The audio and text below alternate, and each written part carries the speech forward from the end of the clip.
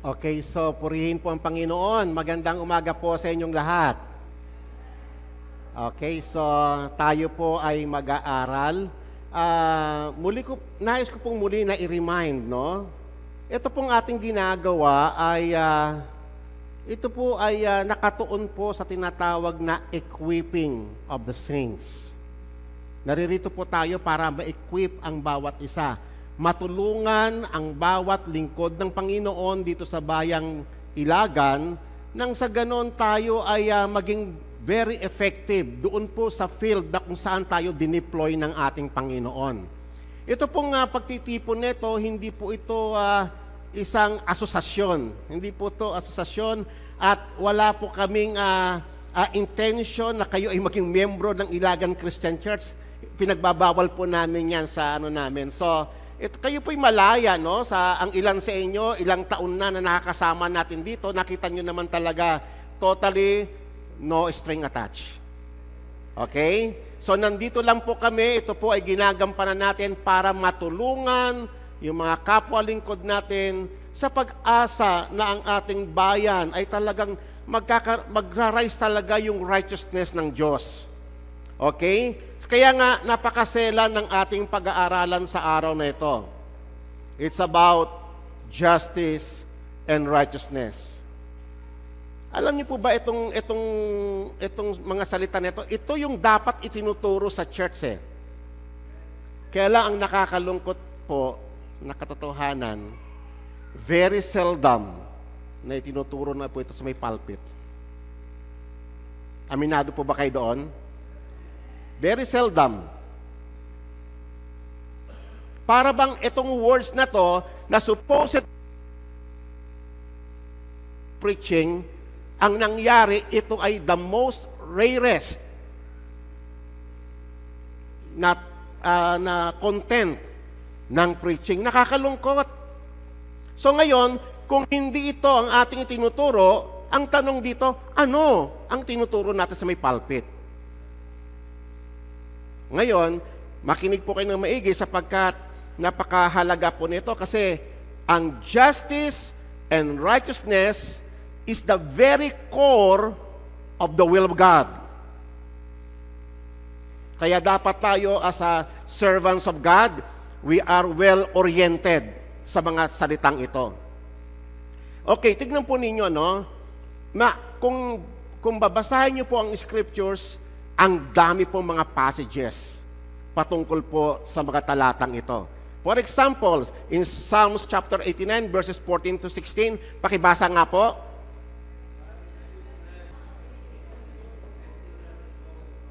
Nakita ninyo? Ano daw ang pundasyon ng paghahari ng Diyos? So nakita ninyo, no?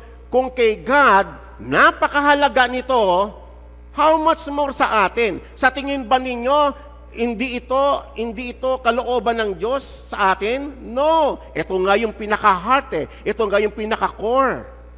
So dapat tayo, equip tayo sa mga bagay na ito. Steadfast love and faithfulness go before you. At tignan nyo pa po.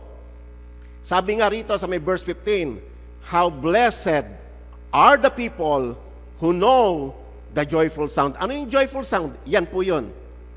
Righteousness and justice. Okay? Blessed are the people who know the joyful sound, O Lord.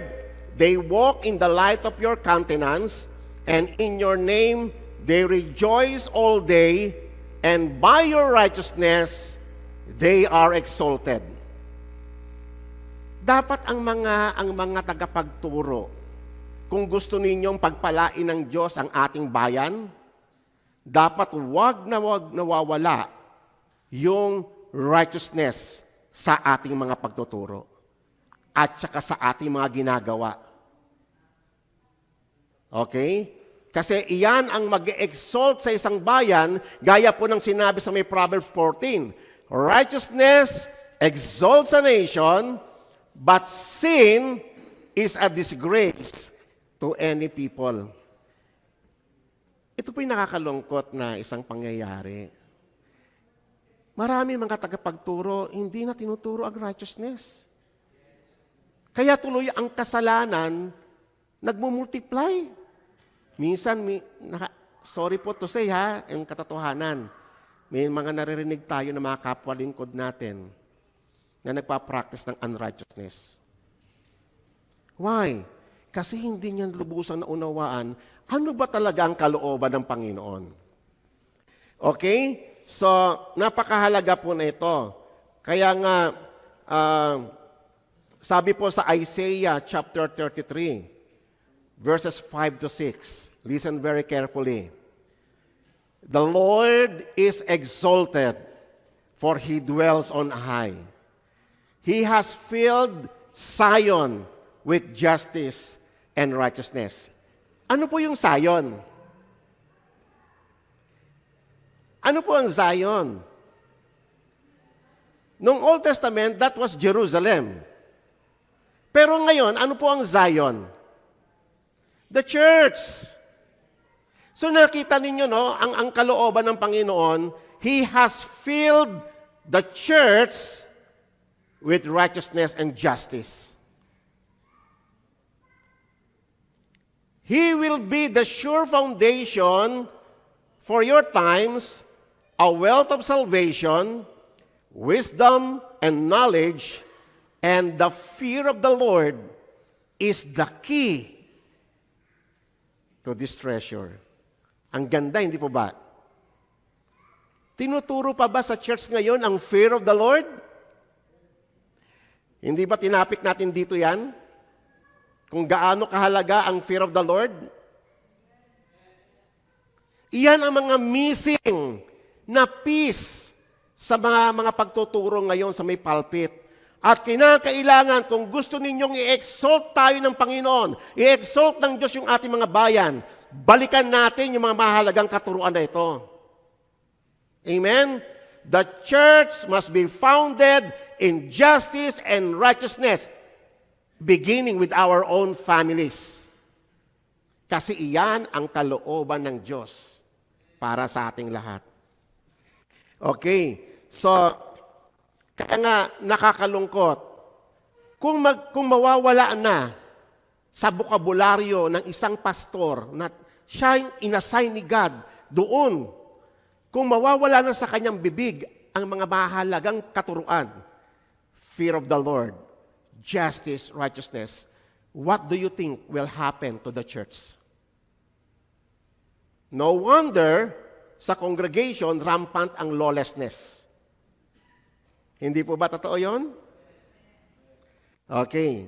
Kaya mahalaga po, no, sa ating pag-aaral na nandito tayo to equip one another. Tulungan tayo ang bawat isa na makabalik sa pure intention ng Diyos. Makabalik tayo. Ano nga ba talaga ang kalooban ng Diyos para sa atin? Kasi nalilihis na po tayo ng ating landas. Nalilihis na tayo ng intention. Minsan ang akala na natin ang church ay church natin. Sorry po. Ang pulpit, hindi po natin yan pulpit. Wala tayong karapatan na sabihin mo lahat ng gusto mo sa may pulpit. Ang sasabihin mo lang dyan kung ano yung sinasabi ng Panginoon. Pulpit ito ng Panginoon. Sa church, hindi tayo ang dapat na-exalt. Ang na-exalt dapat ang sovereignty ng ating Panginoong Yesus. Hindi po tayo ang bida. Hindi po natin property ang church. Hindi po natin sila member. Member po sila ng Panginoong Yesus. Paglilinaw lang po. Hindi po ako nagagalit. Mahal ko po kayo. Kaya nga, isa sa mahalagang katuruan ni Apostle Paul, sabi niya sa 1 Timothy chapter 6, verse 11, pursue righteousness. Ano po ba ibig sabihin ng pursue? Strive. Make every effort. Be diligent. Hindi po ba na ibig sabihin, talagang ito yung maging goal mo sa buhay sapagkat napakahalaga po nito para sa atin. Tignan niyo po si Abraham. inilagay sa Isaiah yung isang mahalagang tanong, papaano natin ipupursu yung righteousness? Si Abraham ay isang magandang ehemplo. Ang sabi po sa Isaiah chapter 51, listen to me, you who pursue righteousness, you who seek the Lord. Ang sabi niya doon, look back. Saan? Look to the rock from which you were hewn, and to the quarry from which you were dug. Tignan ninyo saan kayo kinuha ng Panginoon. Sabing ganon, lahat tayo, tinatawag natin sarili natin na sons of Abraham. At mismo si Apostle Paul, bagamat hindi tayo biologically na mga Israelita, but by virtue of our faith in Christ Jesus, nagkaroon tayo ng connection kay Abraham. Naging children of Abraham tayo. Bakit mahalaga si Abraham? Kasi sa kanya ibinigay ng Diyos yung promise. The promise of righteousness. Naalala niyo po paano po unang naging righteous si Abraham? Si Abraham ba ay naging righteous because of his righteous deeds? No. Ang sabi ng scriptures, in Genesis chapter 15, Abraham believed, and it was reckoned to him as righteousness. What does it mean? Na yung righteousness ni Abraham at yung righteousness na kinamtan natin sa Panginoong Yesus ay hindi galing sa atin. It was imputed. Amen po ba? Tayo ay tumatayo ngayon sa harapan ng Diyos because of the righteousness of Christ. But, subalit mga kapatid, ang mga righteous ay tinatawagan ng Diyos na lumakad sa righteousness. Okay? Dalawa pong importante yan, no? Unang-una, we have to recognize that our righteousness comes from the Lord. Imputed yan sa atin. Okay? Pangalawa, tayo ay inaatasan ng Panginoon na lumakad sa kanyang katuwiran. Why? Kasi si God, nag-set siya ng path. Yung tinatawag sa may Old Testament na the highway of holiness or the path of righteousness. Kay pamilya po ba kayo doon? So, tayo ay inaatasan. At saan mo makikita yon? Yung pamantayan na yon? Of course, wala nang iba kundi ang law. Ang law ng Panginoon ay nagtuturo ng righteousness. And we have to differentiate. Take note, we have to differentiate kung ano ang difference ng righteousness sa Panginoon at yung righteousness ng mundo. And sometimes we often confused. And sometimes hindi na natin nare-recognize na minsan ang akala natin sa mga tao, sa mundo, mga politiko, yung mga akala natin righteous. No. Tayo lang ang tinawag ng Panginoon na righteous. Outside sa mga hinirang ng Panginoon, ang tawag sa kanila, wicked. Kahit na nasingpit sila. Nasingpit kasi mababait sila. Tama po ba yung Ilocano ko? Mahal po yung Ilocano ko eh. Kahit na mababait sila sa mundo na ito, pero outside kay Christ, they belong to the wicked.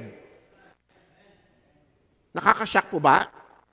Kaya, lahat ng makita niyong mga tao sa mundo, ang tawag sa kanila ay self-righteous. Tayo, kakaiba tayo kahit na napaka-wicked ng past natin. Kahit na tayo ay lawless, maraming tayong transgression sa Diyos, but the Lord has forgiven all our sins. He cleansed us at walang makakapagtanggal nun. Tohanang iyon. Sapagkat that is the reality of the Word of God. God made us righteous. And the righteous are called to walk in the path of righteousness by observing His law. Amen? Walang itinuro ang law na hindi righteous. Hindi tayo ang nagdedetermine ng what is right and what is wrong. It is the Word of God. It is the law Word of God. Amen? Kaya nga may mga churches na nakakalungkot na tinanggal na nila ang law ng Panginoon. Sinasabi nila na New Testament lang tayo, Old Testament yan eh. Wrong. That is a big mistake. So kung tinanggal mo yung basis ng righteousness, what is your basis ngayon? Hindi po ba? Mamaya marami pa tayong pag-uusapan patungkol po dyan. Pero for now, ang sabi ng Panginoon, ang instruction kay Abraham, look to Abraham our father and to Sarah who gave birth to you in pain. When he was but one, I called him, then I blessed him and multiplied him. Gusto niyo bang mag-multiply? Di ba yan ang pangarap ng mga churches eh, mag-multiply. Pero sasabihin ko po sa inyo mga kapatid, ang totoo ha, wag po kayo magagalit sa akin.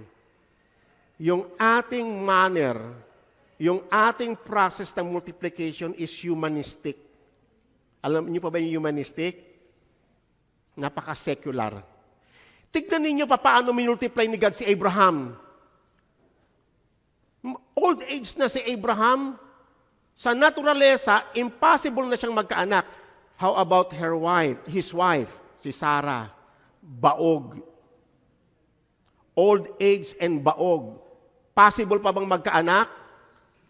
Sa naturalesa, it is very impossible. But with God, all things are possible. Ang nagmumultiply sa atin, take note, brothers and sisters, ang nagmumultiply ay hindi lakas ng tao, but the power of God. Naalala ninyo si Sarah, na inip, ano kaya, ang tagal naman ng pangako ng Diyos, tulungan ko na kaya si God. So, inintroduce niya si Hagar, yung servant niya. O yun, nagkaanak nga naman, pero sakit ng ulo. Di ba? Iyan yung pamamaraan ng tao eh. Iyan yung tinatawag na humanism. Pamamaraan ng tao. Pero tatandaan po natin, no? Dahil ang church ay church ng Panginoon, ang Diyos, nasa platform niya yon. Kung kailan tayo lalago. Maaaring after 7 years, maaaring after 10 years. Si Abraham nga, ilang taon siya nung tinawag? He was 75 years old. Kailan siya nagkaanak? After 25 years. And then tayo, wala pa nga tayong 5 years, naiinip na tayo. Gagawin na natin lahat ng measure para mag-multiply tayo. Kasi pag nag-multiply tayo, dadami na magta-tithes.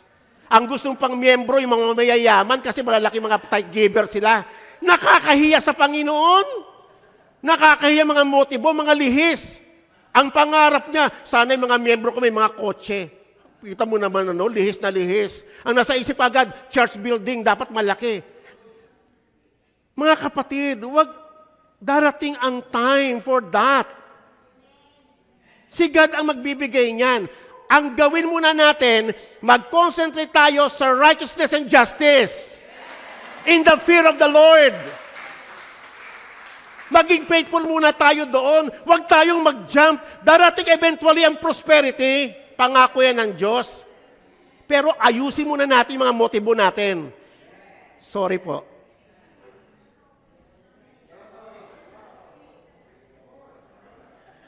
Okay? Now, tignan nyo, ito na po si Abraham. Balikan na po natin si Abraham. Kasi sabi kayo na, balikan nyo si Abraham. Papaano ko siya pinagpala? Kung papaano ko siya minultiply. Biruin mo si Abraham na isang matanda na, baog pang asawa niya, lumabas ang isang bansang Israel.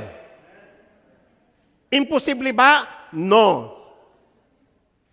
Naalala ko nga yung aming humble beginning.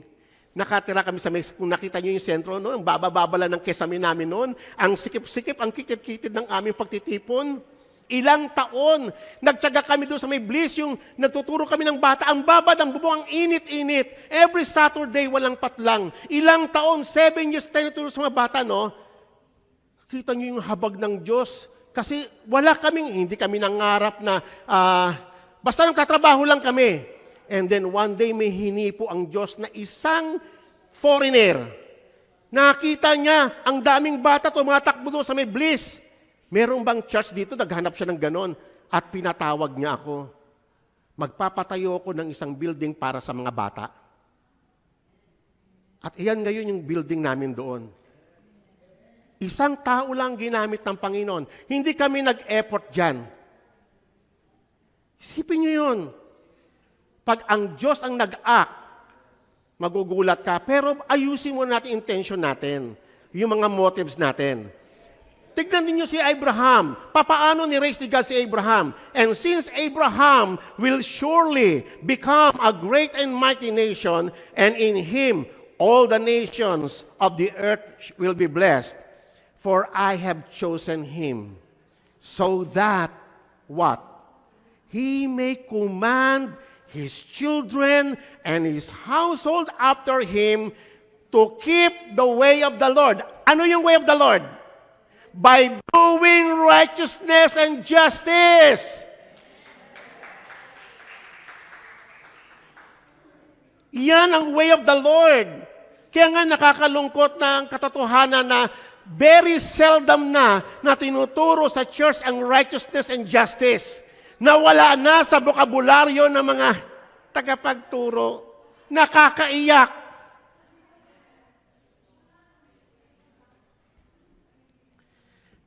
And then sabi ng Panginoon sa last part, so that the Lord may bring upon Abraham what He has spoken about him. Amen? Gampanan muna natin yung duty natin. Amen po ba? I love you.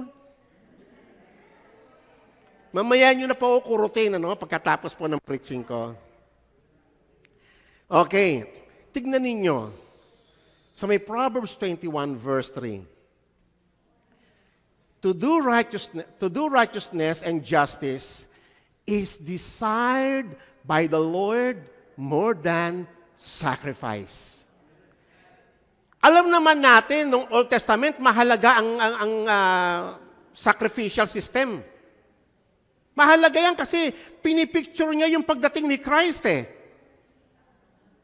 Pero ang point po rito, hindi sinasabi ng Scripture na ayaw ko niyan. Ito lang ang gawin ninyo.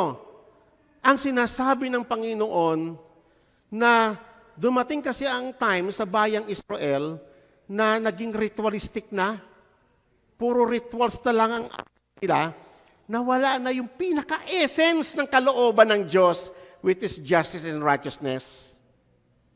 Kaya nire-remind siya ng Panginoon. Sabi ng Panginoon, I desire.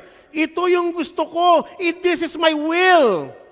Ito dapat ang tinuturo ninyo. Ganito dapat tayo, dapat ganito natin pinapalaganap ang kaharian ng Panginoon. Hindi yung church ang pinapalawak natin. The kingdom of God. The rule of God. Amen po ba? Sige lang po. Magkape lang po kayo pag nakakape kayo. Okay? So, matindi yung ating tendencies na maging very religious. Wala naman pong masama sa pagiging religious. Kaya lang, kapag tayo ay puro mga activities na lang ng church, pero nawawala na talaga yung pinaka-core, yung the weightier matters of the law. Yun nga sinasabi ng Panginoong Yesus, yung sumbat niya sa mga Pharisees, sa may Matthew 23, verse 23. Woe to you, Pharisees and scribes, you hypocrites, for you tithe with mint and dill and cumin, and have neglected the weightier provisions of the law, which is justice, mercy, faithfulness. But these are the things you should have done without neglecting the other. Tama naman po yun eh. Ituro nyo ang tithing. Pero wag naman puro tithing na lang ang ating, hindi naman tithing na lang ang natin, puro laman ng preaching natin. Hindi na lang puro perang nalaging marinig sa pulpito. Kahit na kayo maging member ng ganong church, maririnig rin kayo eh. Puro pera lang. Actually, narinig ko many times yan sa mga congregation. Si pastor preaching, puro pera na lang eh. Why? Kasi yun na lang emphasis eh. Pero nakalimutan bigyan ng emphasis yung justice and righteousness. Sabi ng Panginoon, maganda na ituro nyo. Pero wag nyo naman kakalimutan yung mas mahalaga. Amen. The weightier matters of the law, which is justice, mercy, faithfulness, righteousness, holiness.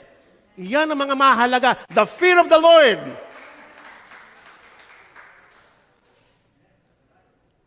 And then, sabi pa nga ng Panginoon, over and over again, ang Panginoon nanawagan siya sa kanyang bayan. But let justice roll down like waters, and righteousness an ever-flowing stream. Yan ang gusto ng Panginoon. Tuloy-tuloy na dumadaloy ang justice and righteousness sa church. Kasi iyan ang kalooban ng Panginoon. Ang sabi niya kay na, for the Lord has filled Zion with justice and righteousness. Amen? At kung magtuturo tayo nito, wag lang yung one time. It is an ever-flowing stream. Tuloy-tuloy. Iyan ang pinaka-major content ng ating preaching. Kaya nga nagalit ang Panginoon sa Isaiah, pinakita niya yung, alam mo, dumating ang Diyos sa may point na nasuya na siya, naumay na siya, sa yung ginagawa nilang mga celebration, yung mga festivals nila, yung mga Sabbaths nila, naumay na si God, bagamat si God ang nag-ordain nun eh. Sabi ni God, i-observe niyo to, kaya lang, ay puro ceremony na lang ang inaapan. Pero pagdating sa justice and righteousness, nakalimutan nila. Kaya dumating ang time, sinumbatan sila ng Panginoon. Sabi niya sa Isaiah chapter 1, verse 11, what are your multiplied sacrifices to me? Sa tingin ba ninyo na i-impress si God sa dami ng mga offerings? Sa dami ng mga tithes? Sabi ng Panginoon, ano sa akin yan? Yung nagmumultiply ang dami ng inyong says the Lord, I have had enough of burnt offerings of ram and the fat of fed cattle, and I take no pleasure in the blood of the bulls, lambs, or goat. And when you appear before me, ang sabi ng Panginoon, who requires you this trampling of my courts? O minsan, di ba, ano yung mga modern na celebration natin sa church? Anniversary, Christmas party. Minsan magse-celebrate tayo, tapos sabihin ng Panginoon, bakit nyo tinatrample yung aking church?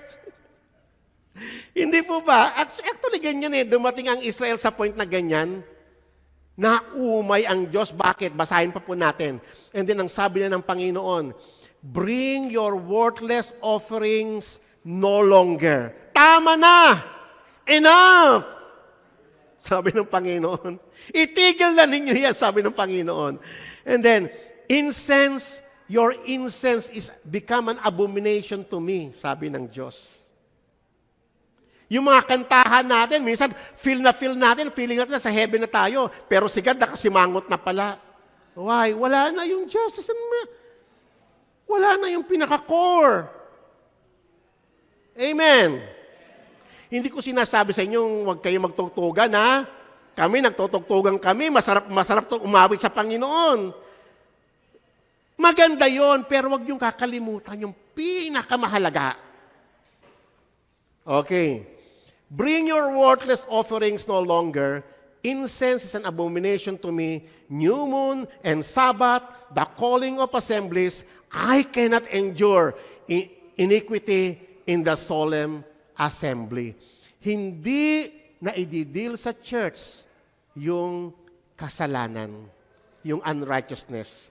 At dahil hindi na naituturo ni pastor that God hates sin, that God requires righteousness, kaya tuloy akala ng mga miyembro na okay lang.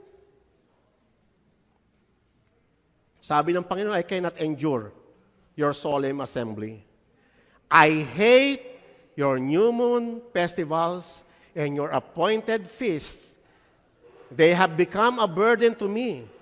I am weary of bearing them. And when you spread your hands in prayer, sabi ng Panginoon, I will hide my eyes from you. Yes, even though you multiplied prayers, I will not listen. Your hands are covered with blood. Your hands are covered with blood. Iyak ka ng iyak, nagpa-fasting ka pa, pero tignan nyo kapatid, ano ang motive mo sa fasting? Yung pagpa-fasting mo ba, yun nga ba talaga yung fasting na tinakda ng Panginoon? Minsan, upuan po natin yan, yung issue ng fasting. Kasi ang dami ng lihis na intensyon. Ang sabi ng Panginoon, listen, wash yourselves, make yourselves clean, remove the evil from your deeds, from my sight. Cease to do evil, learn to do good, seek justice, reprove the ruthless, defend the orphan, plead for the widow. Yan pong naka-highlight na red, ang summary po niyan ay justice and righteousness. Yan ang nire-require ni God more than sacrifices. Amen? Okay. At ito pa, no? Ito naman si Jeremiah, kaya na si Prophet Isaiah. And this time, Prophet Jeremiah. Inutusan siya ng Diyos na tumayo doon sa may pintuan ng templo para manawagan sa bayang Israel. Para i-rebuke ang bayang Israel. Listen sa message ni God para sa mga tao. The word of the Lord came to Jeremiah from the Lord saying, stand in the gate of the Lord's house and proclaim there this word and say, hear the word of the Lord, all you Judah, who enter by these gates to worship the Lord. Thus says the Lord of hosts, the God of Israel, amend your ways and your deeds, and I will let you dwell in this place. Do not trust in deceptive words, saying, this is the temple of the Lord. This is the temple of the Lord. This is the temple of the Lord. Hindi ba common natin yung expression today? Ito ang church namin. Ito ang church namin. Ito ang kami ang tama. Kami na sa katotohanan.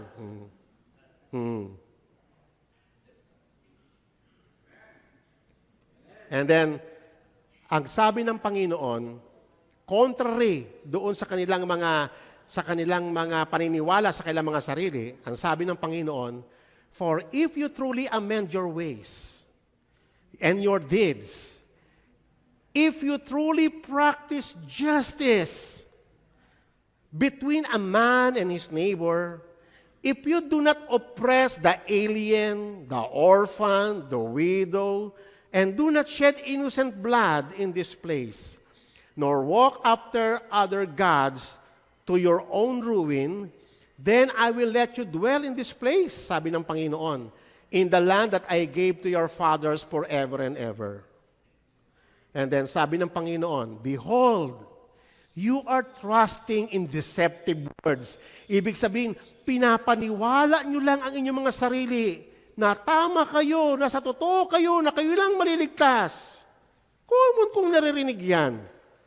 Pero pag hindi mo alam ang path ng justice and righteousness ng Panginoon, you are standing on deceptive words. You still you murder, commit adultery, and you swear falsely, and offer sacrifices to Baal, and walk after other gods that you have not known, then come and stand before me in this house, which is called by my name, and say, we are delivered. Oh, grabe mag-rebuke ang Panginoon, hindi po ba? Grabe mag-rebuke ang Panginoon. Nire-rebuke ng Diyos yung mga mali nating palagay. That you may do all these abominations, and at the same time you claim that you are in the truth.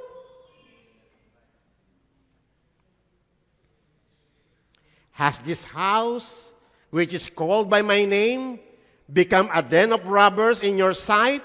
Behold, even I have seen it, sabi ng Panginoon. Akala nyo ba hindi kayo nakikita ng Panginoon? Declares the Lord. But now, go to my place which was in Shiloh. Alam nyo ba kung ano yung Shiloh? Yan yung dating kung saan nakatayo yung tabernacle ni God sa Shiloh. Ginudge ni God ang kanyang bayan. He put an end doon sa place na yon sa Shiloh at inalaw ni God na ma-defeat ang bayang Israel at ma-capture yung Ark of the Covenant ng mga Philistines. Iyon yung time na ipinanganak sa Igavod na ang ibig sabihin, the Lord has departed.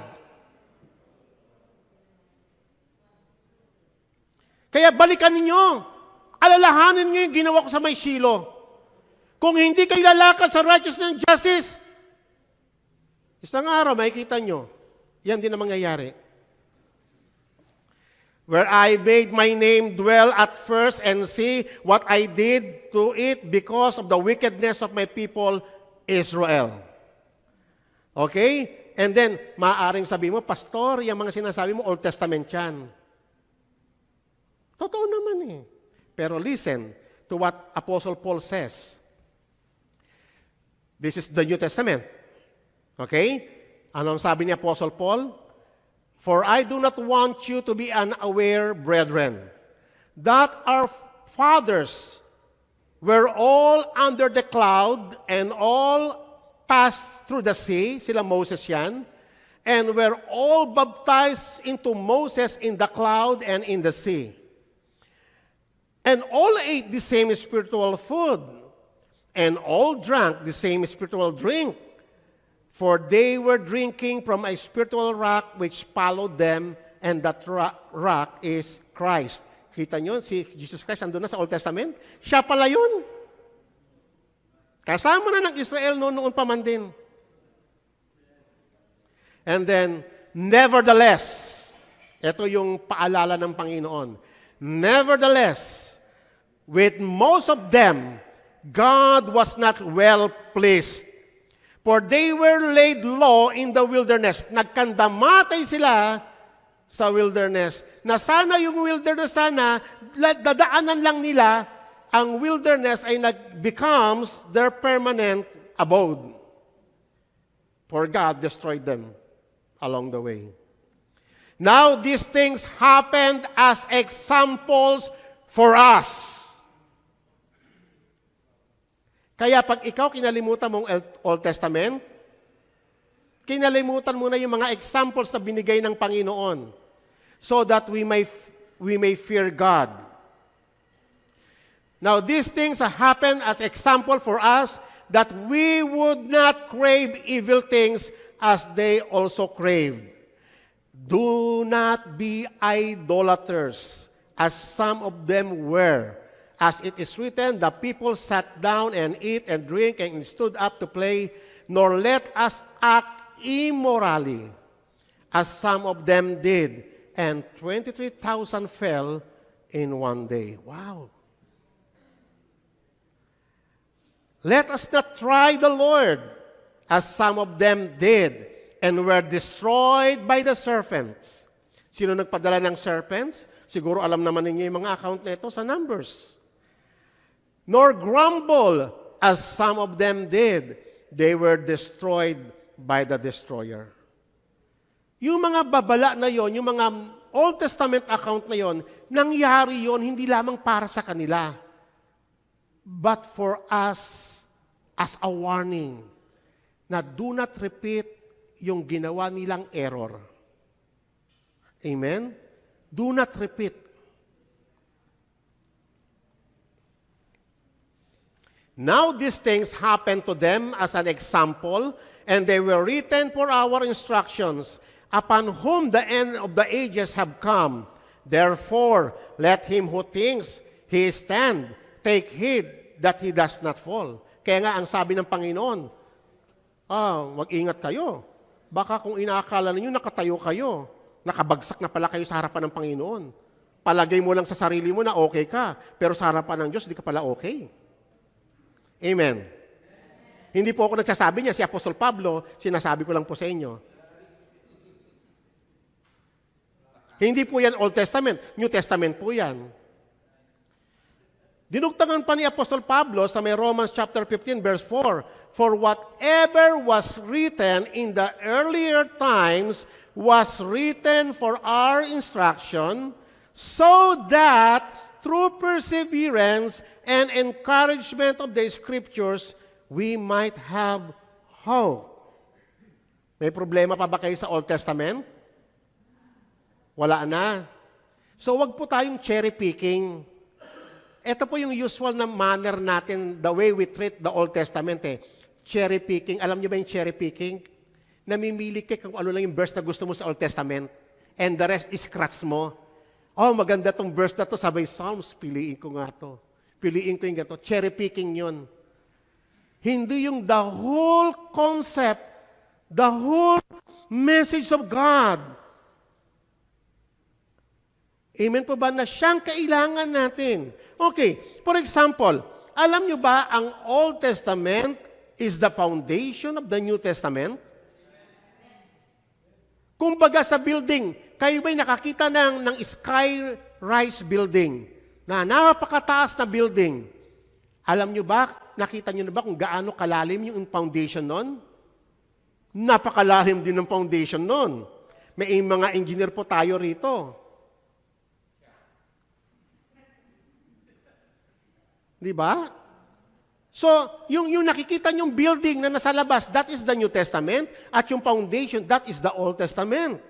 Hindi tatayo yung New Testament kung wala yung Old Testament. For example, papaano ninyo napapaliwanag ngayong New Testament ang sin without going back to the Old Testament? You cannot fully explain the mystery of sin if you do not know the fall of man from the Garden of Eden.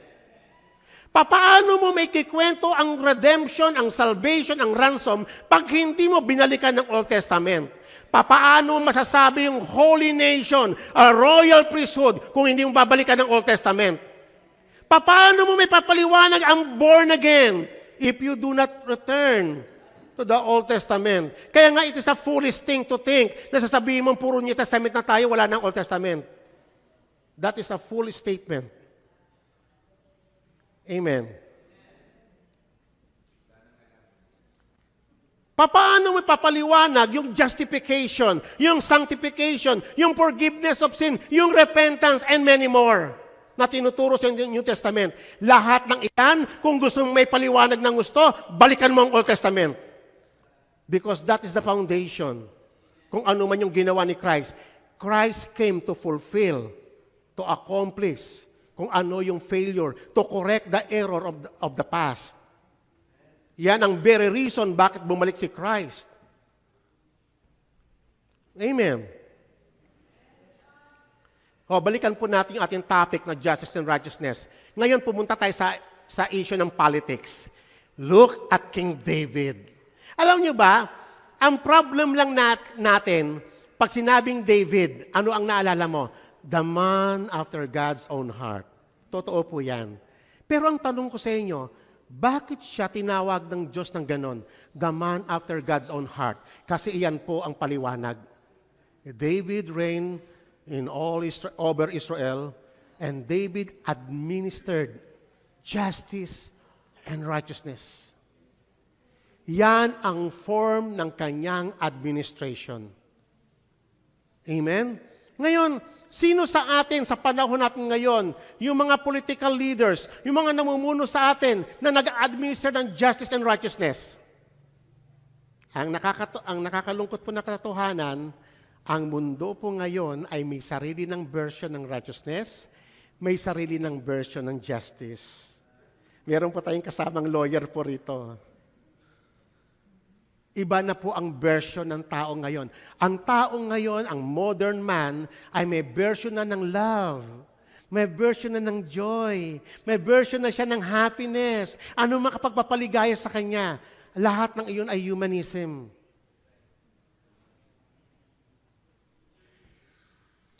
Okay?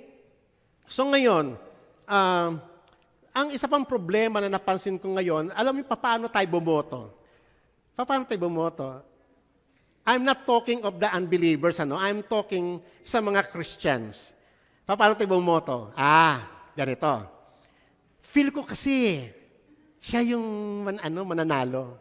O kaya, siya kasi napupusuan ko eh. Sa tingin ko kasi matuwid siya eh.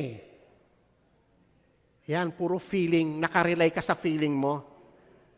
And what is your biblical basis? Minsan nga alam nyo ba, tuwing eleksyon, ang mga, even Christians,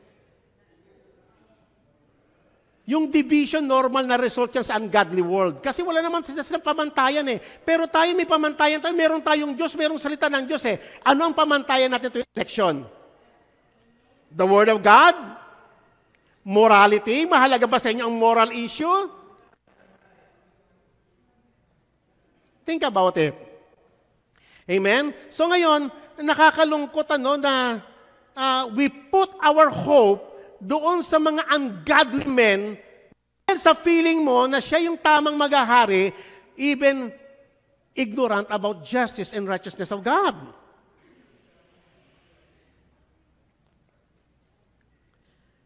Tatandaan po natin, lahat ng existing authority ay galing sa Diyos at para sa Kanya.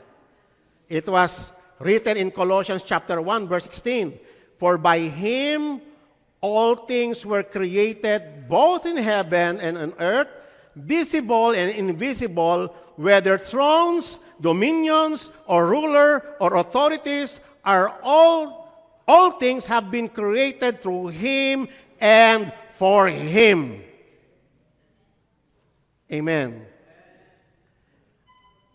Ang ina-aspire natin, tayong mga Kristiyano, ang ina-aspire natin ay yung maghari ang Panginoon sa ating bayan. Hindi po ba iyon ang ating goal? Iyon ang goal natin yung maghari ang righteousness sa ating bayan. For righteousness exalts a nation. Yan po yung truth. Kaya nga, do not settle for anything less. Okay, let's proceed. And then, tingnan ninyo si Solomon. Si Solomon ay anak ni King David. And then, ito pong picture na to, ito po yung tagpo na kung saan dinalaw siya ng Queen of Sheba. And observe yung dialogue. Ang sabi ni Queen Sheba, sabi niya kay King Solomon, "Blessed be the Lord your God, who delighted in you to set you on the throne of Israel." So nire-recognize niya na si God ang nag-set kay Solomon doon sa throne. "And because the Lord loved Israel forever, therefore, He made you, Solomon, to be king." He made you to be king to do what? To do what? So nakita ninyo, yan ang purpose kung bakit may mga authorities. Ang kanilang primary duty is to execute justice and righteousness. And that is not an option. Okay? So ngayon, dumating ang time na yung mga kings of Israel, yung mga succeeding kings, ay talagang wicked. Even sa Judah. So ngayon, ito yung sumbat ng Panginoon sa kanila. Thus saith the Lord, go down to the house of the king of Judah, and there speak this word, and say, hear the word of the Lord, O king of Judah, who sits on David's house. You and your servants and your people who enter these gates, thus saith the Lord, do righteousness and justice, and deliver the one who has been robbed from power of his oppressor. Also do not mistreat or do violence to the strangers, the orphan, the widow, and do not shed innocent blood in this place.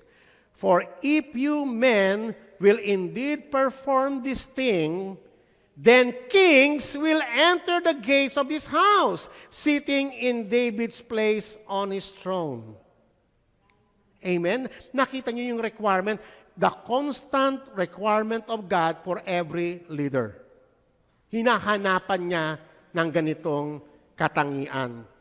Kung gusto, ang sabi ng Panginoon, kayo na mga hari ng Israel, kung gusto niyo manatili sa throne, gusto niyo ng throne, hindi election, hindi succession, hindi votation, kung hindi itong taglayin ninyo.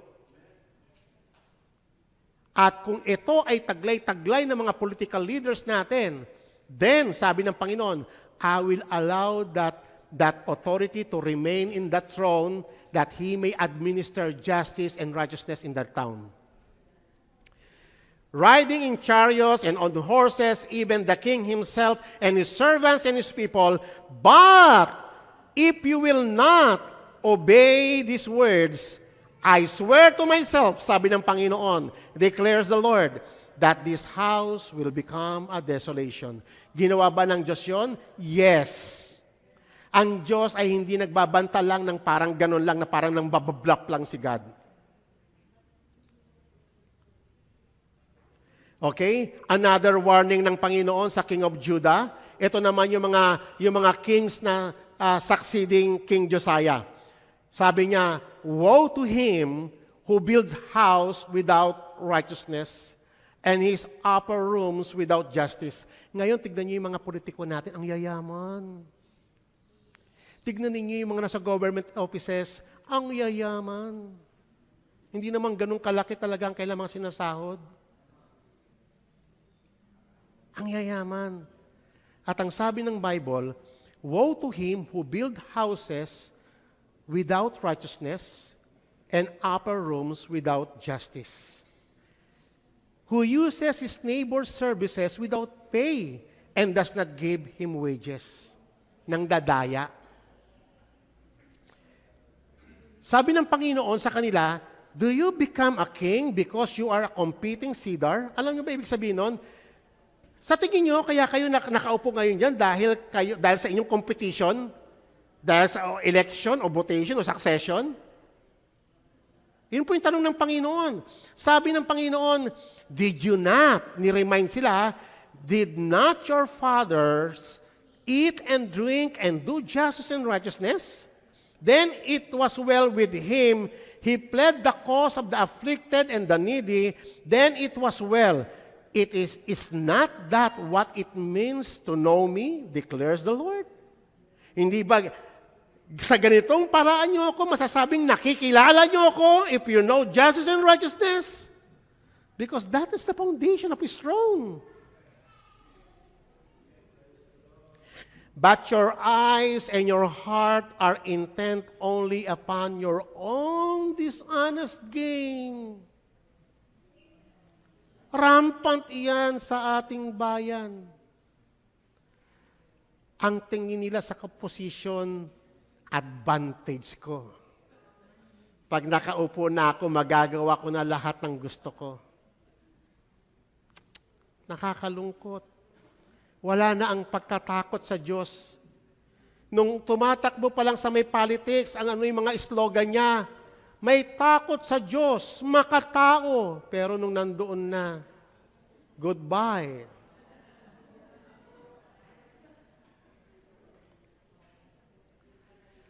And on shedding innocent blood and practicing oppression and extortion. Amen.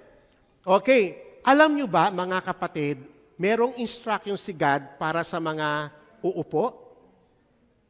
At dapat lahat ng mga pastors alam ito. Tignan ninyo ha, yung requirement ni God para sa isang political leader. Ito ay hango sa Deuteronomy chapter 17. When you enter the land which the Lord your God gives you, and you possess it and live in it, and you say, I will set a king over me like all the nations who are around me, and you shall surely set a king over you, whom the Lord your God chooses, one who from among your countrymen, you shall set as king over yourselves. You may not put a foreigner over yourselves who is not your countryman. Biblical po yan, na dapat ang magiging presidente ng isang bansa ay yung local, hindi foreigner. Biblical po yan. Okay. Moreover, he shall not multiply horses for himself. Ano po ba ang sinisignify ng horses sa panahon ngayon? Yung mga sinasakyan ng ating mga politiko. You shall not multiply horses, nor shall he cause the people to return to Egypt and to multiply horses, since the Lord has said, you shall never again return that way. He shall not multiply wives in himself, or else his heart was turned away, nor shall he greatly increase silver and gold for himself. Hindi yan ang goal kung ikaw ay nasa posisyon to gain wealth. It is the Lord who gives wealth, and He adds no sorrow to it, sabi ng Proverbs. Amen. And then, sabi niya, ito ang dapat niyong gawin pag may umupo. Now it shall come about when He sits on the throne of His kingdom, He shall write for Himself a copy of this law. Bakit? Kasi doon sa law, makikita niya yung justice and righteousness. Okay? On a scroll in the presence of the Levitical priests, it shall be with him, and he shall read it all days of his life. Ang Bible, napansin niyo mga politiko, pag manunumpa, lalo na yung presidente, in the presence of all Filipinos, televised, nakapatong ang kami sa may Bible, nagsiswear, akala niya parang ano lang yon, parang part of the game lang yon. Hindi niya alam na ang Diyos ay witness doon. Pinatong niya yung kamay na yon, it is a solemn oath before God that He will do justice and righteousness. Pero hindi ganon ang nangyayari. Kaya, may intindihan ninyo bakit ang titindi ng judgment ng Diyos sa mga politiko.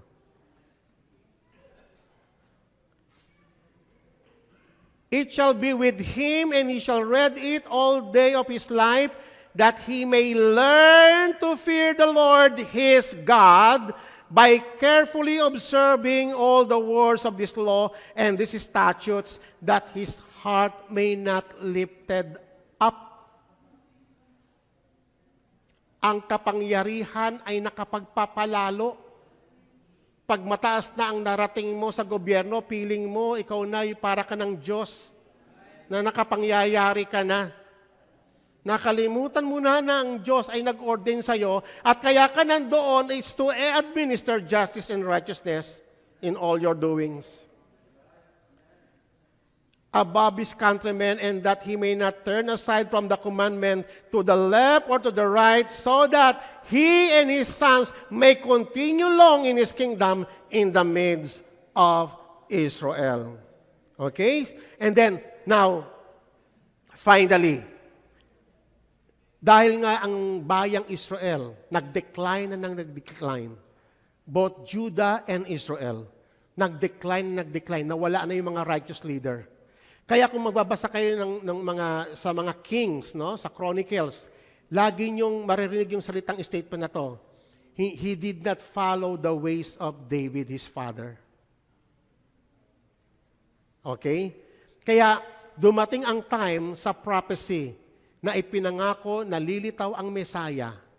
At tignan ninyo, kilala naman ninyo kung sino yung the righteous branch of David. Kilala naman ninyo yan? Walang iba, that is the Lord Jesus Christ. Amen? Okay, basahin po natin. Tignan ninyo papaano maghari ang Panginoong Yesus na siyang bukang bibig natin ngayon. Okay. Behold, days are coming, declares the Lord, when I will fulfill the good word which I have spoken concerning the house of Israel and the house of Judah. In those days, at that time, I will cause a righteous branch of David to spring forth, and he shall execute justice and righteousness on earth. Ganyan ba ang paghahari ng Panginoong Hesus ngayon sa ating kalagitnaan? Parang duda kayo. Bukang bibig natin, Jesus is Lord, Jesus is Lord. Ganyan siya maghari. He shall execute justice and righteousness on earth. In those days, Judah will be saved and Jerusalem will dwell in safely. And this is the name by which he shall be called. The Lord is our righteousness. Jehovah Shidkenu. Minsan nakalagay pa yan sa mga banner natin, sa mga churches. Pero hindi natin naiintindihan bakit inilagay yon. Kaya tinatawag na Jehovah Shidkenu because He shall execute justice and righteousness on earth. Amen. For thus saith the Lord, David shall never lack. Wala na po si King David nito, ha? Ito po ay nasa, matagal nang wala patay si David nito. But ang sinasabi ng Bible is a prophetic. Thus saith the Lord, David shall never lack a man to sit on his throne in the house of Israel, and the Levitical priest shall never lack a man before me to offer burnt offerings, to burn grain offerings, and to prepare sacrifices continually, because of the Lord Jesus Christ. Okay, now, let's talk about the definition of the terms. What is righteousness? What is justice? Very important na ma-define na ito. Sa wikang Hebreo, ang salitang righteousness is shedakah. Pakisabi nga po, shedakah. Justice is mishpat. Mishpat. Okay. So what is righteousness?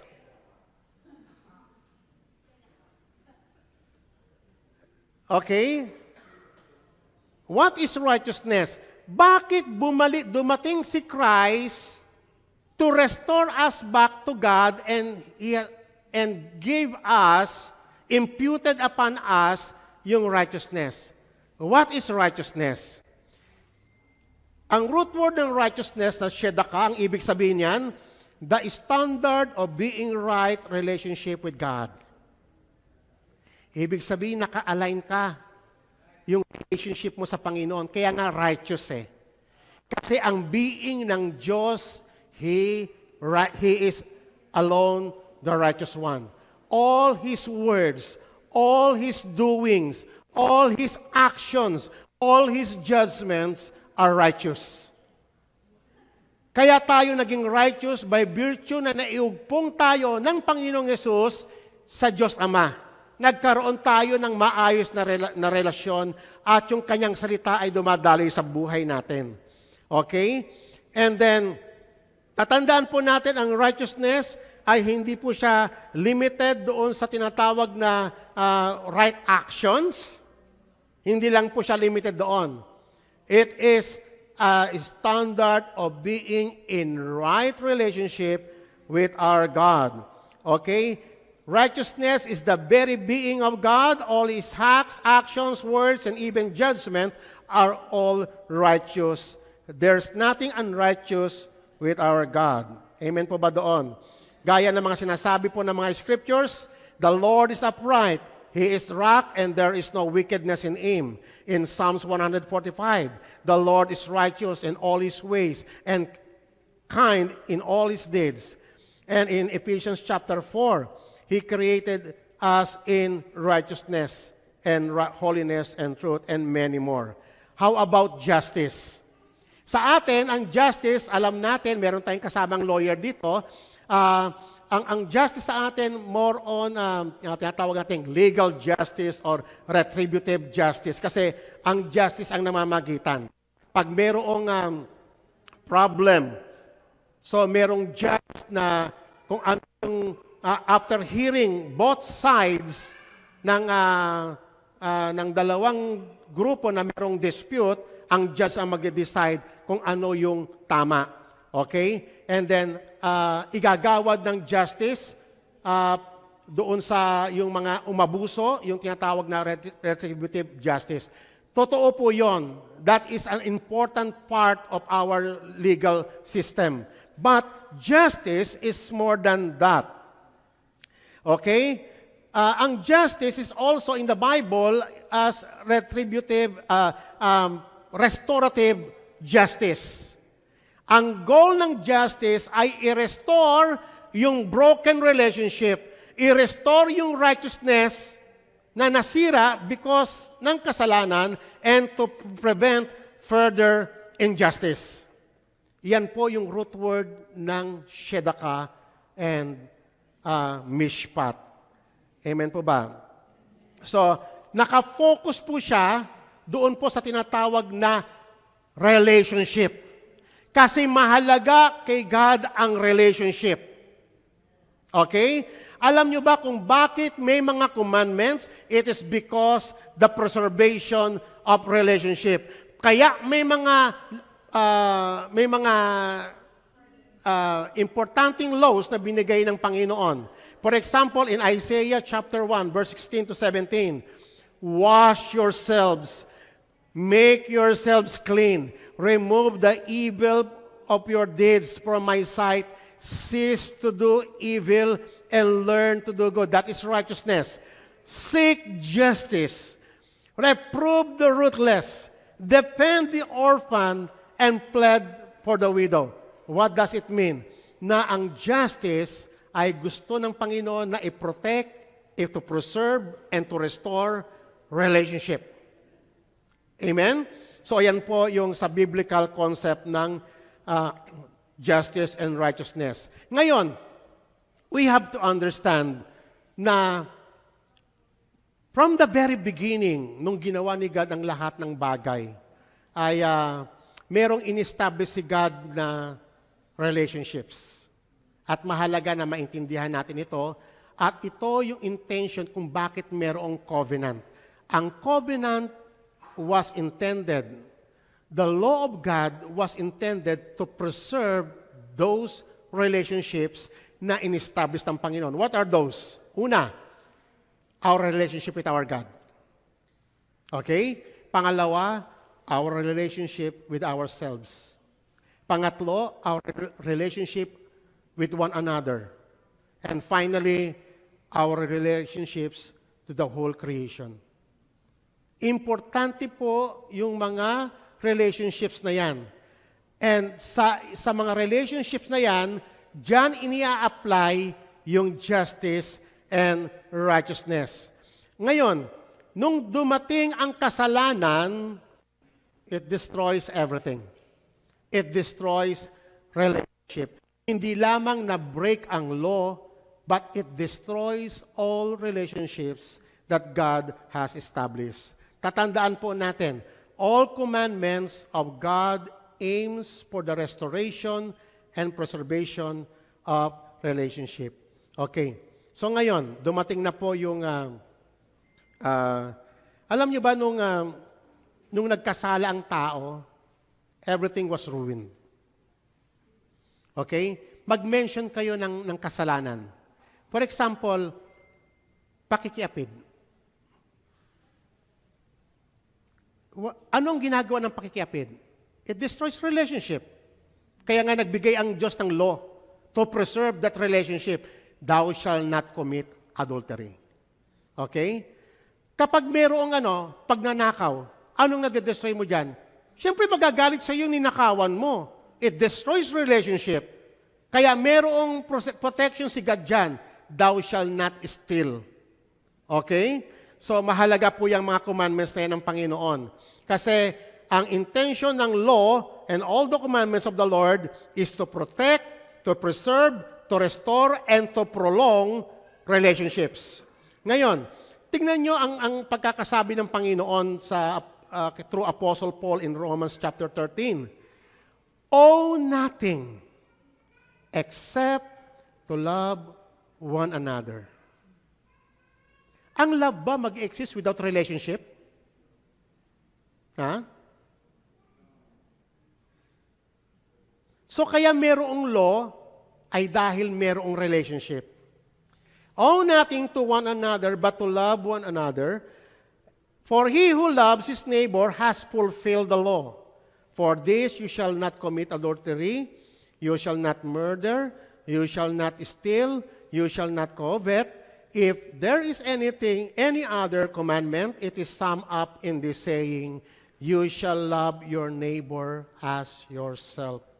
Love does no wrong to a neighbor. Love builds relationship. Love unified all things. Amen? Therefore, love is the fulfillment of the law. Ngayon, tignan nyo, no, ang ganda ng, alam nyo kasi yung sa panahon natin, gaya nga ng topic ni Pastor Rick nung past 2 sessions natin, no? Giving emphasis. Bakit may mga tao na negative sa law? May mga tao na parang may hate, to the point na may hatred na siya sa law of God. That is contrary kay David. Sabi ni David, Oh Lord, how I love your law. Are we greater than David? At tignan nyo ang sinabi ng Psalms chapter 7. Okay? Nakalimutan, nabura ko yung chapter. But verses 7 to 11. The law of the Lord is perfect. Amen? Restoring the soul. The testimony of the Lord is sure. Making wise the simple. Magbasa ka ng law ng Panginoon. Magbasa ka ng law word of God. Tatalino ka eh. Kaya nga sinabi yan sa Deuteronomy chapter 4 eh. Kaya sabi niya, basahin ninyo ito. At ang mga tao ma-observe nila, kakaiba kayong uri ng tao, may mga talino kayo na kakaiba. Kasi tama yung sabi rito, the testimony of the Lord is sure, it is a sure wisdom, making wise simple. The precepts of the Lord are right, rejoicing the heart. The commandments of the Lord is pure, enlightening the eyes. The fear of the Lord is clean, enduring forever. The judgments of the Lord are true.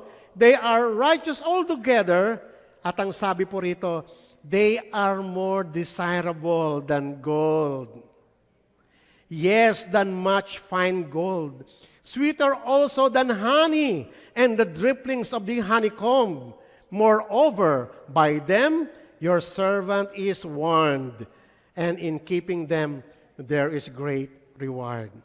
Alam niyo mga kapatid, there's so much misconceptions about the law of God, the negative attitude toward the law of the Lord. Okay? At ang nakakatakot nito, yung sinasabi ng Panginoon na pag tinuro mo to, binaliwala mo ang law, you will be treated as least in the kingdom of God. And on the other hand, if you teach them diligently to your congregations, then i-exalt ka ng Panginoon. Di ba? Nabasa niya sa Matthew chapter 5.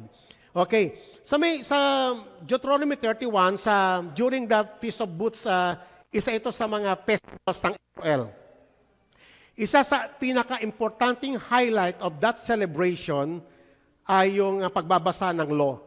Sa may verse 12, sabi rito, assemble the people, the men and the women, and the children and the alien who is in your town, so that they may hear and learn and fear the Lord your God, and be careful to observe the words of this law. Alam nyo ba mga kapatid, Hindi mo masasabing may fear of God ka kapag hindi mo alam ang law of God. Sapagkat ang result of reading the law of God ay magkakaroon ka ng mataas na pitagan sa kabanalan ng Diyos. You will fear God. That God hates sins. And ang isa pang error natin ngayon, pinaghiwalay natin yung sin at saka yung sinner. God hates the sin, but He loves the sinner. Common yan ang naririnig ko sa may pulpit ngayon. Tinuturo nyo rin ba yan? So therefore, lahat ng mga nag-commit ng sin, hindi sila pumunta ng impyerno. Yung sin ang dinala sa impyerno. Uulitin ko, kung totoo yung statement na yon, so ibig sabihin, hindi ginudge ni God yung mga sinners, yung mga adulterers, yung mga fornicators, yung mga swindlers. Kasi mahal sila ng Panginoon eh. Ang ayaw ng Diyos yung sin, so yung sin ang tinapon sa impyerno. So there's something wrong with our theology. God hates sin. At sino yung nag-commit ng sin? Yung sinner. Therefore, he will go to hell if he does not repent. Okay. So ngayon, ito nga po yung sinasabi ko kanina sa may Matthew chapter 5. Do not think that I came to abolish the law or the prophets. I did not come to abolish but to fulfill. At dito may problema rin tayo. Yung word na fulfill ay napagkakamalan nating na naging obsolete na. Mali, hindi po ganun ang ibig sabihin nun. Okay? For truly I say to you, until heaven and earth pass away, not the smallest letter or stroke shall pass from the law until it is all accomplished. Therefore, whoever then announces one of the least of these commandments and teaches others to do the same shall be called least in the kingdom of heaven. But whoever keeps and teaches them shall be called great in the kingdom of heaven. For I say to you that unless your righteousness surpasses that of the scribes in righteousness, you will not enter in the kingdom of heaven. Alam niyo kung bakit mahalaga na ituro ang law? Kasi ang law, pinopromote niya ang justice and righteousness and fear of the Lord. Okay. So, sa New Covenant, tayo na sa New Covenant na tayo, no? Bagamat that is only one covenant. Yung old, that is a continuing dealing ng Diyos sa kanyang bayan. But ito yung sinabi ng Panginoon sa atin, for this is the covenant that I will make in the house of Israel after those days, says the Lord. I will put my laws into their hearts and their minds, and I will write them on their hearts. So may mali tayong pagkakaunawa doon sa, sabi nga ni Christ, I did not abolish the law. I came to fulfill. Kaya lang ang pagkakaintindi natin sa fulfill at saka abolish the same. Sinabi niya nga na hindi niya abolish, tapos i-abolish niya. Amen? So, kitang-kita ninyo, no, ang Holy Spirit kaya ibinigay sa atin upang tulungan yung kahinaan ng ating flesh. We are so weak. We are not able. We have no ability to obey God's law without the help of the Holy Spirit. Kaya ibinigay ang Holy Spirit to help us, even in prayer. Actually, ang mga prayer natin, lihis eh. Puro self-centered eh. Puro self-serving ang content ng prayer natin. But the Holy Spirit, anong sabi sa Romans? The Holy Spirit helps us in our weaknesses para maitama yung mga natin ng panalangin. The Holy Spirit intercedes for us. Tinutulungan tayo. Amen? Na maunawaan ng kanyang kalooban. Okay? I will put my laws into their minds and I will write them on their hearts and I will be their God and they shall be my people. Anak ang itinuturing ng Diyos na mga anak niya ay mga taong nagmamahal sa kanyang mga kautusan. Hindi yung tinatalikuran niya yung kanyang... do you know what I mean?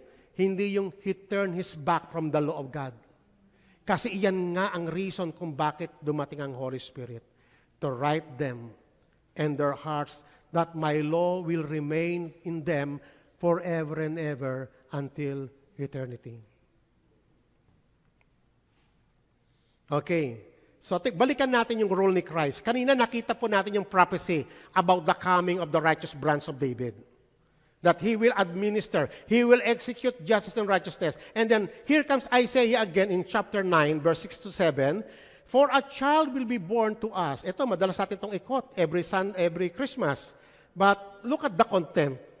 But a child will be born to us, a son will be given to us, and the government will rest on his shoulders, and his name will be called Wonderful Counselor, Mighty God, Eternal Father, and Prince of Peace. Mamaya, bigyan po natin emphasis siya mamayang hapon. There will be no end to the increase of his government of peace, and on the throne of David over his kingdom, to establish it what? How? Paano i-establish ni God yung kanyang government of peace? Through upholding justice and righteousness. Amen po ba? Kung ang kilala ninyong Jesus, na lagi ninyong sinasambit, ay hindi alam yung justice and righteousness, nagkakamali ka ng pagkakakilala kay Jesus. Tama po ako? Mukhang mali yata yung salita ko Mukhang hindi kayo sang-ayon Sang-ayon po ba kayo? Uulitin ko po yung sinabi ko. Kung yung Jesus na itinuturo mo, kung yung Jesus na pinapangalandakan mo, ay para bang wala siyang power to rule yung justice and righteousness, then ang itinuturo mong Jesus is another Jesus. It is not the Jesus of the Bible. Amen po ba? Sang-ayon na po ba kayo? Mamaya nyo na po ako kurutin pagkatapos po sa break time. And from then on and forevermore, the seal of the Lord shall accomplish it. Okay, ito. At these words ay kinot din ni Apostle Paul in the New Testament about laying the foundation. Importante para sa atin ang mag-lay ng foundation. Amen po ba? Alam nyo ba tayo mga preachers ay nagle-lay ng foundation?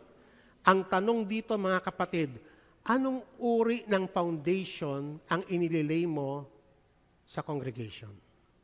Okay. Listen very carefully.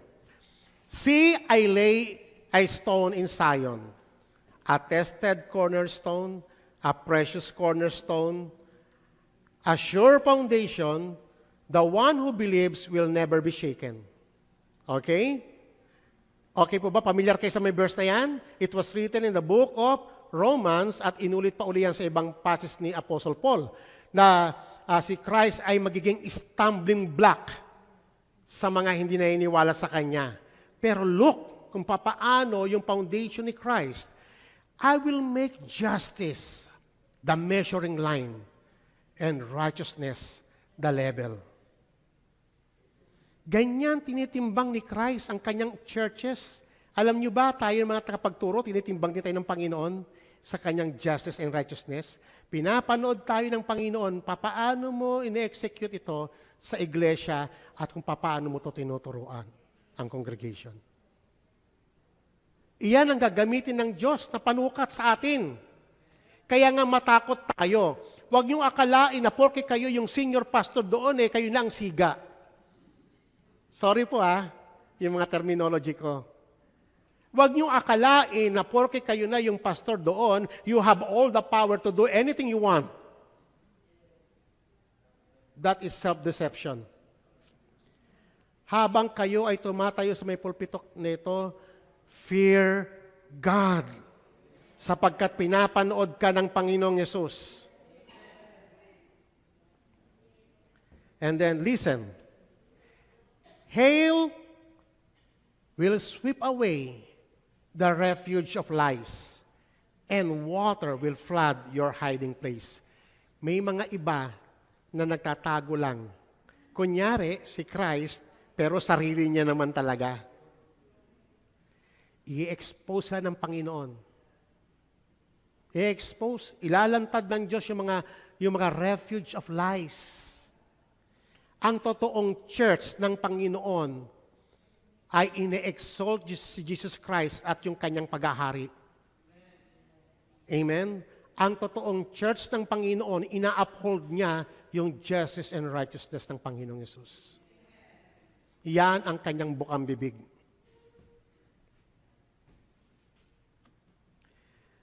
Okay? So, familiar kayo sa may verse na ito. You shall love the Lord your God with all your heart and with all your soul and with all your mind. And the second is, you shall love your neighbor as yourself. Both, iyan po ay greatest commandment na tinuro ng Panginoon. But the heart of that commandment is relationship with God and our relationship with one another. Amen po ba? And yan ay, ang relationship ay pinoprotektahan niya. Ang law ng Panginoon ay pinoprotektahan niya ang relationships na in-establish ng Panginoon. Tignan ninyo ang picture na ito.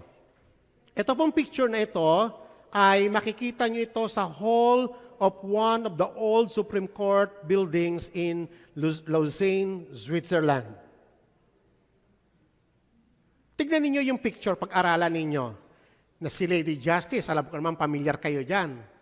May hawak siyang timbangan at may hawak din siyang sword. Kasi nga, retributive siya eh. Titimbangin niya ang lahat ng bagay. Pero ang tanong, paano niya titimbangin yung mga bagay? And then, yung nakapalibot sa kanya, yung ini-instruct kanya ay sa left and right ay mga judges na umuupo sa mga courtroom. At yung mga tao sa may baba, sila yung mga people under disputes. Mga nagtatalo, may mga kaso sa bawat isa. So, ini-instruct ka ni Lady Justice kung papaano ninyo i-resolve yung mga dispute ng mga taong ito. In what means, in what way? Look at the sword of Lady Justice. Saan nakapoint? The law of God. The Bible.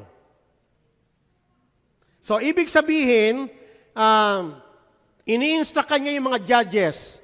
This is how you judge. Your basis is the law of God, not only the law of men.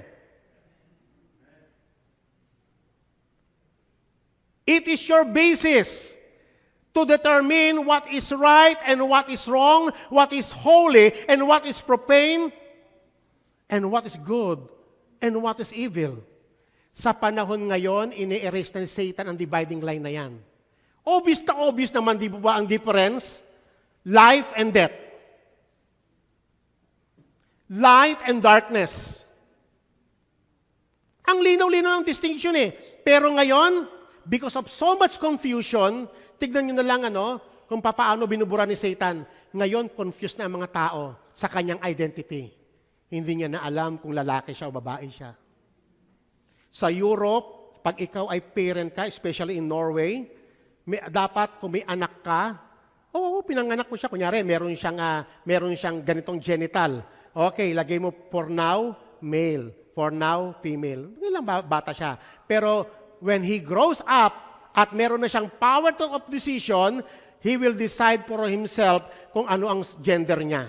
Kaya ang trabaho ng mga magulang doon, ang instruction ng government, mag-provide ka ng dalawang uri ng dress, male and female. Mag-provide ka ng dalawang klaseng laruan, truck-truckan, robot, or doll. Okay? And even the teachers in the school are instructed na magsuot ka ng, kunyari, babae ka, maglagay ka ng bigote. Pag lalaki ka, mag-ano ka ng palda, pero nakamaong ka. Napanood ko po yan sa YouTube. Documentary po yan. Ganyan na ang tindi na ng confusion sa ating panahon. At itong Western ideology na to ay pumapasok na rin dito sa Pilipinas at nararamdaman na po natin yung confusion na yan. Ano po ang trabaho natin, mga kapatid, as pastors, as preachers sa ating bansa?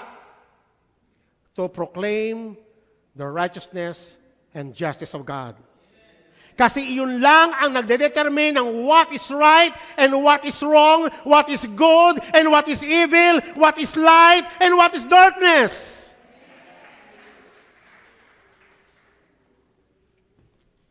But we abandon the law of God, we are doomed.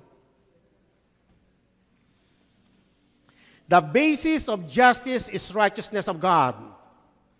Justice can only be interpreted in terms of God's law.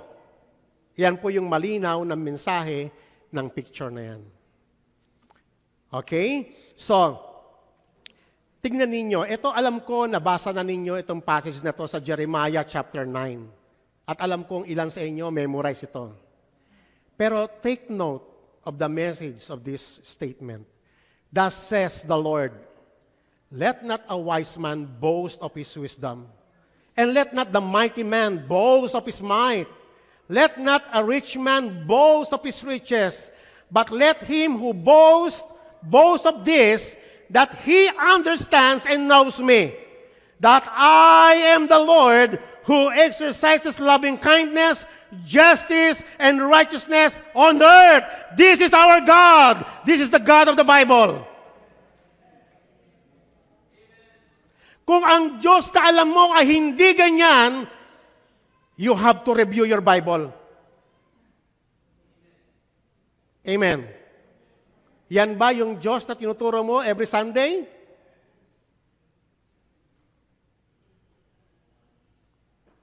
For I delight in these things, declares the Lord. Last 2 slides. Sing for joy in the Lord, O righteous ones. Praise is becoming to the upright. Give thanks to the Lord with the lyre. Sing praises to Him with a harp of 10 strings. Sing to Him a new song. Play skillfully with a shout of joy. For the word of the Lord is upright, and all His work is done in faithfulness. He loves justice and righteousness, and the earth is full of the loving kindness of the Lord. Sa dinami-dami ng verses na binasa natin, meron bang instances sa inyong pagtuturo na naituro ninyo ang justice and righteousness? Punong-puno pala ang Bible ng justice and righteousness, ano? But we never learn na ituro ito sa congregation. Nakakahiya sa Panginoon, hindi po ba? Nakakahiya sa Panginoon.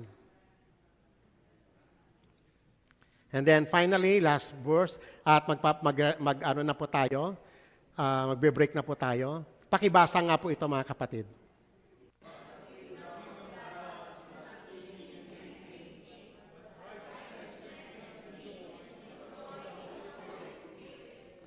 This is the kingdom of God. This is how God rules in His kingdom. Righteousness and justice. Kaya sa may Bible, madalas banggitin yan ng sabay. Justice and righteousness, righteousness and justice. They are almost one word kasi iisa ang kanyang intention. To preserve, to protect, to prolong the relationship that God established on earth. That's why He gave us the covenant. That's why He gave us the law. Amen? Napag-aralan na po natin ngayong umaga ang justice and righteousness, and this afternoon we will proceed to the next important aspect of the kingdom of God, which is peace. And we pray na matapos natin pati ang joy. Pag-pray nyo po. Tayo pong lahat ay tumayo. Wala pa yung food. Oo, pwede magpa-testimony muna. Okay, hallelujah. Tayo po'y manalangin. Heavenly Father, we thank you, O Lord God, sa araw na ito. At nagpapasalamat kami sapagkat, O Lord, muli na ni-remind mo kami kung ano yung mas mahalaga para sa iyo. na nakalimutan naming lahat, Panginoong Diyos. And sometimes, and many times, O Lord God, nagbabrag kami about our church, na kami ang tama, na kami ang totoo. But Lord, we have forgotten the weightier matters, O Lord, ng iyong law, which is justice and righteousness. Lord, forgive our sins. Patawarin mo po ang kasalanan ng aming bayan, especially kami na mga pastors, O Lord God, na nagtuturo sa congregation.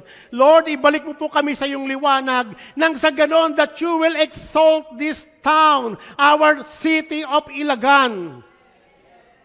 For righteousness will exalt a nation. Have mercy on us, O God, and let the light of your countenance shine upon us all and give us peace. Salamat, O Lord God, sa first part ng aming pong pag-aaral. May your name be exalted, may your name be glorified and magnified. In Jesus' name, amen.